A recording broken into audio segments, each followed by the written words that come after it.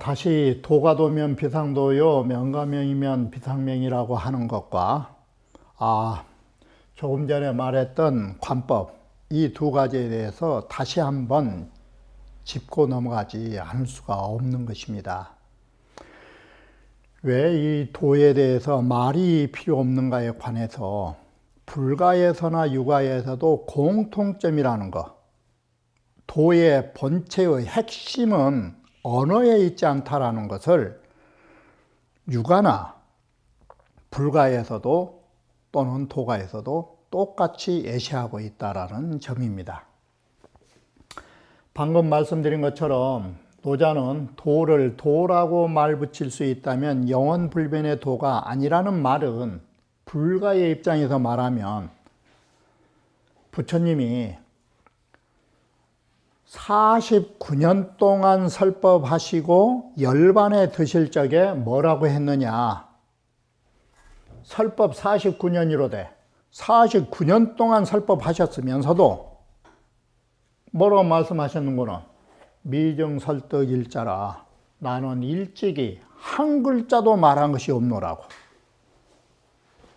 바로 이것은 지금까지 말한 모든 경전은 바로 도를 표현한 것이지 도의 본체에 대해서는 말을 붙일 수 없는 자리다라는 것입니다.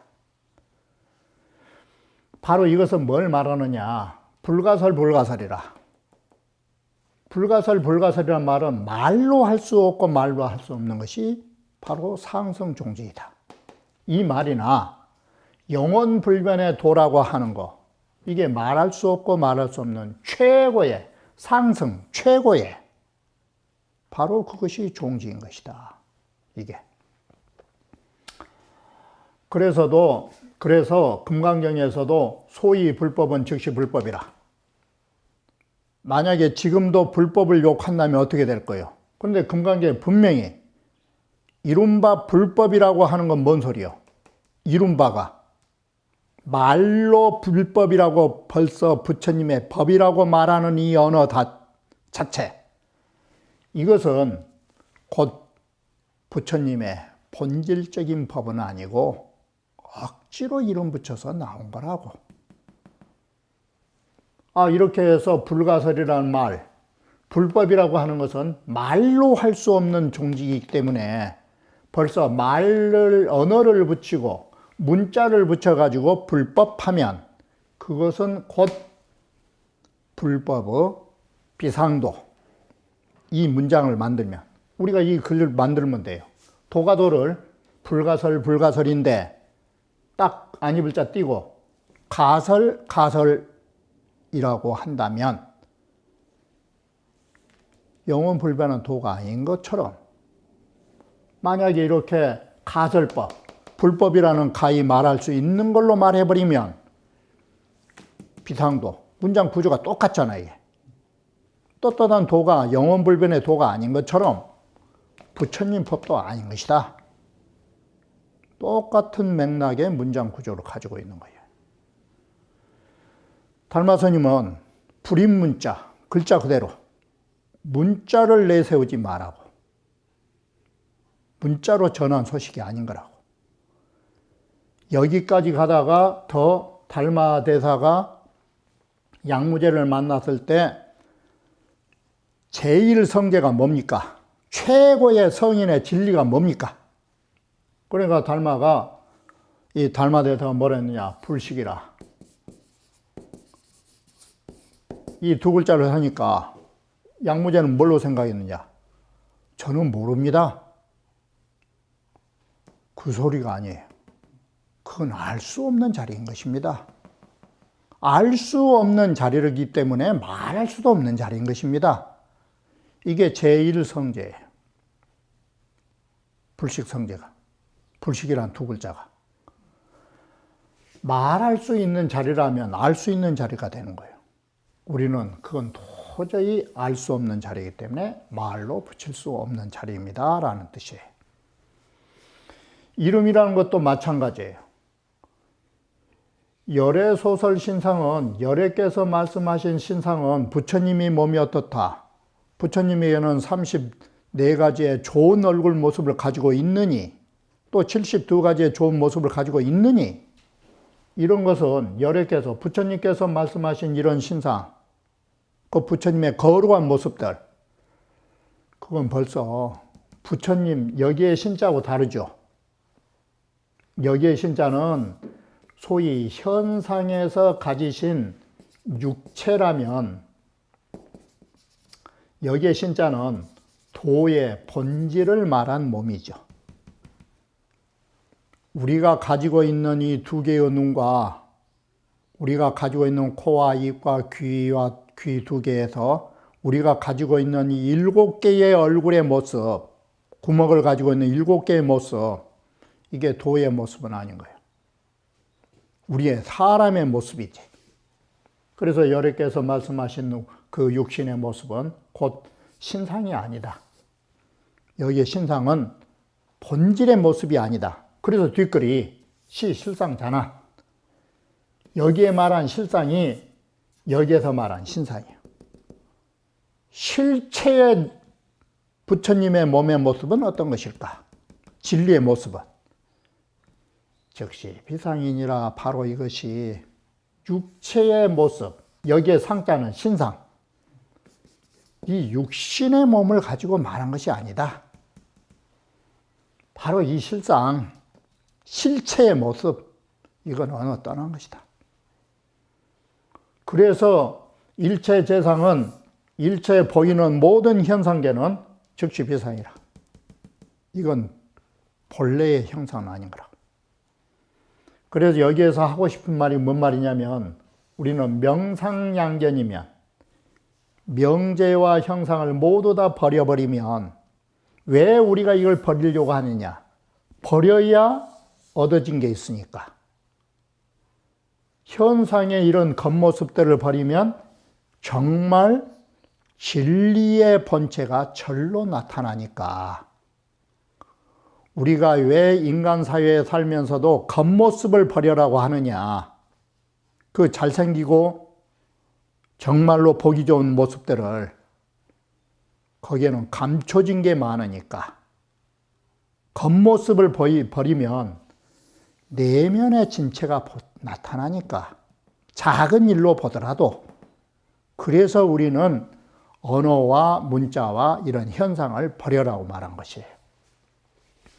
그러면 유가에서는 뭐라고 했느냐? 공자께서는 조문도면, 아침에 도를 들으시면, 이럴 때 이 도 들은 것이 들을 문자지만 이 깨달으로 자 뜻인데, 아침에 도를 깨달으시면, 그러면 도 깨달은 걸 언어로 깨달은 거요? 공자가 도를 깨달으라고 우리한테 주입시킨 것이? 이거 귀로 들어서 깨달은 세계가 아닌 거예요. 그리고 공자께서 오용문이라, 나는 말이 없고자 한다고.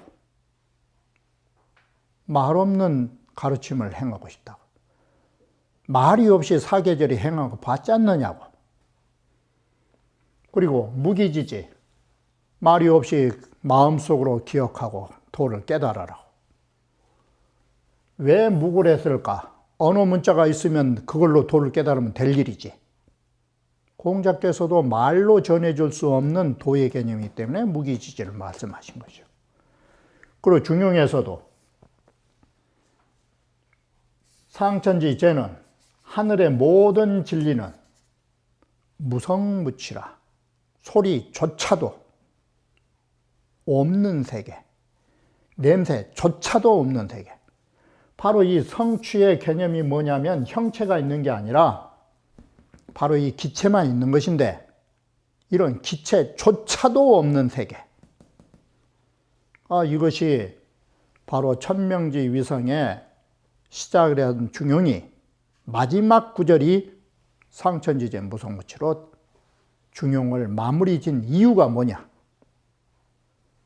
이게 바로 이와 같이 육아에서도 언어와 이름이 있어서는 그게 본체가 아니라는 거. 이것을 육아에서도 말해주고 있다 이 소리예요. 앞에서 보셨던 우리의 공부는 이 사관법으로 시작한 관법인데 이것을 구체하면 9가지로 분류되는 것이에요.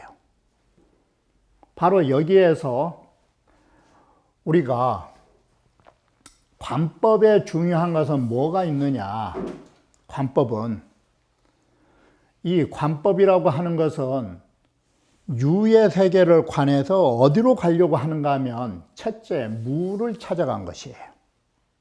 이게 바로 이 9가지의 무를 통해서 우리가 이 유를 통해서 관을 하는 이유는 뭐 때문에 이 관을 유를 하느냐. 있는 걸 있는 대로 보자라고 관을 한 게 아니에요. 바로 무의 세계를 찾아가려고 하는 것이에요. 이게. 그래서 바로 이 무를 가지고 있는 거, 이 무를 찾는 것이 뭐냐? 타파하려고. 유의 세계 속에서 잘못되어 있는 병폐들을 타파하려고 우리는 관을 한 거예요. 이게 관법의 구체적인 거예요.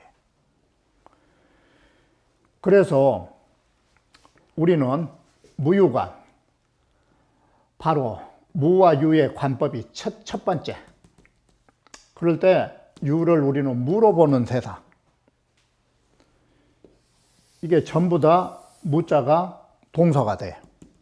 유를 물어보는 관점. 바로 그걸 통해서 우리는 유가 가지고 있는 장애를 타파하려는 거예요. 우리는 돈이 있어야 좋다. 우리는 무엇이 있어야 좋다. 그런 욕심들을, 왜 우리가 욕심들을 반성하느냐. 욕심을 반성한 이유가 뭐냐? 돈 더 잘 벌다고 반성한 거요? 바로 우리는 이 유의 세계의 욕심을 관하는 이유는 그걸 떨쳐버리려고. 그게. 이렇게 해서 우리는 유의 세계를 무로 보려고 하는 관법은 유장, 유라고 하는 장애를 타파하는 데 목적을 두는 거예요. 그리고 이 무라고 하는 것이 또 좋은 세상인데 무조건 무는 무를 가져야 된다라고 하는 무의 집착도 안 되는 거예요. 이게. 사람은 이 세상은 다 허무주의니 어쩌니 그게 무에 대한 집착이에요. 그래서 그런 무에 관한 지나친 잘못된 무에 관한 그런 집착의 관을 없애려고 하는 거. 그건 뭐 때문이야? 파무장이라. 그래서 이 무장이라는 것이 뭐냐면, 무의 장애가 뭐냐면 특히 사람들의 허무주의자들, 이게 무에 대한 장애인 거예요. 모든 현실을 걸맞지 않게 부정하는 거. 무명관도 마찬가지예요. 명예를 우리가 떨쳐버리는 관점, 명예에 대한 장애. 이와 같이 우리가 이 세부적으로 하면 이름이니 돈이 상이니 생멸이니 직연이니 너와 나라고 하는 피아의 개념, 시공의 개념, 이런 걸 전부 다 없애려는 관점은 바로 그러한 병폐 속에서의 집착, 이런 것을 버리려고 한다라고 말한 것이에요. 그러면 이렇게 보면 관법의 과정은 어떻게 되느냐?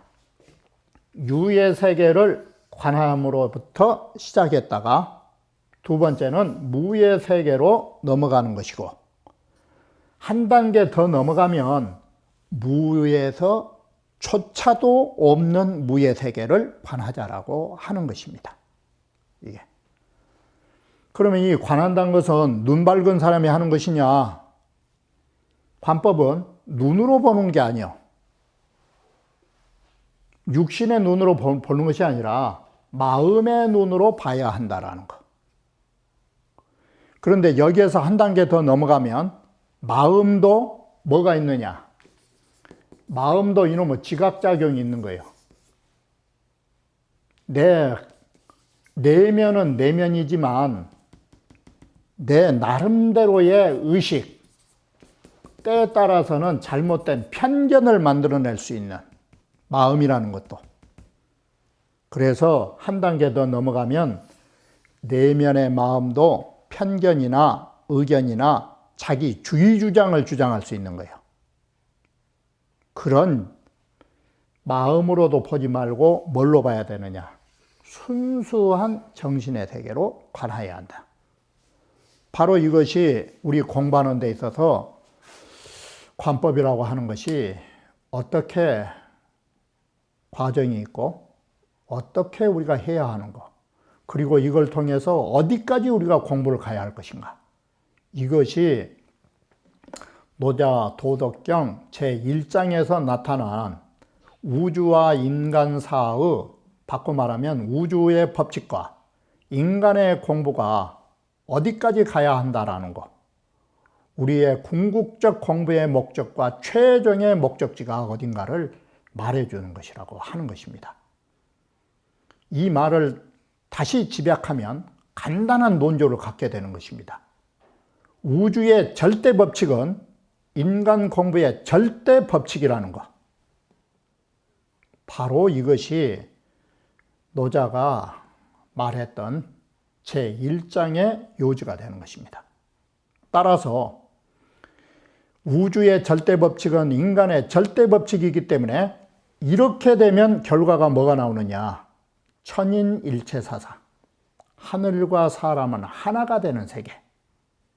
이렇게 돼서 천지인 삼재가 이루어진다라고 노자는 보고 있었던 것입니다. 이러한 의미의 사상들은 다시 노자 도덕경의 전 82장을 통해서 다시 나타나게 될 것입니다. 오늘 강의는 여기에서 마치겠습니다.